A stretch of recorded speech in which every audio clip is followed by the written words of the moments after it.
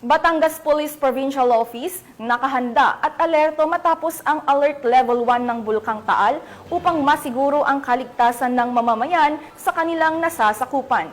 Patrolman Joshua Cruz, ibalita mo. Ang Batangas Police Provincial Office sa ilalim ng pamumuno ni Police Colonel Giovanni Emerick A. Cibalo, Acting Provincial Director, ang kanilang puspusang paghahanda kasunod ang patuloy na aktibidad ng Bulkang Taal na nanatili sa Alert Level 1 ayon sa abiso ng PBOX. Sinigurado ng Batangas PPO na nakahanda ang lahat ng kinakailangan ng hakbang sa paghahanda sa kalamidad upang mapangalagaan ang mga Batanggenyo, lalo na ang mga komunidad na nakapalibot sa Taal Lake. Patuloy ang sinasagawang pagsubaybay at mahigpit na pakikipag-ugnayan sa PBOX, Provincial Disaster Risk Reduction and Management Council at iba pang ahensya ng gobyerno. Ito ay upang matiyak ang isang nagkakaisa at agarang pagtugon hinggil sa katayuan ng Bulkang Taal.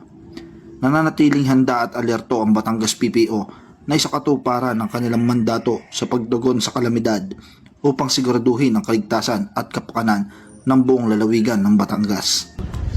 Mula dito sa Calabarzon, ako po ang inyong Police News Network Correspondent, Patrolman Joshua Cruz, alagad ng batas, tagataguyod ng Balitang Pulis.